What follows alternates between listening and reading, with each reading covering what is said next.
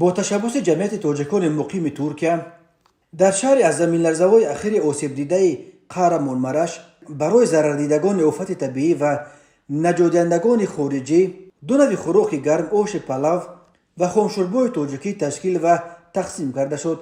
جمعیت تاجیکان ترکیه گفتند این خوراک‌های ملی تاجیکی برای 2,500 نفر آماده گردیده در یکی از مؤسسه‌های تعلیمی این شهر با نام مولانا به احتیاجمندان تقسیم کرده شد. زمین لرزه‌های روز 6 فوریه سال 2023 در جنوب ترکیه و شمال و غربی سوریه خراب آورترین و پرقربانی‌ترین آفت‌های طبیعی در این منطقه در چندین ده ساله اخیر عنوان می شود. بنا به آخرین خبرها شماره هلاک شدگان در ترکیه و سوریه الکی از 35,000 گذشته است و می تواند بازم بیافزاید.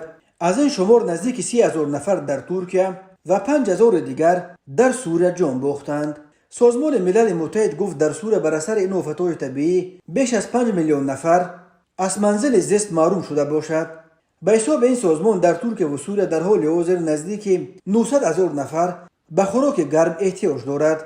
عملیات نجات در مکان‌های آفت زده اینک یک هفته باز ادامه دارد و با گذشت هر روز امید زنده پیدا کردن آدمان کمتر و کمتر می شود.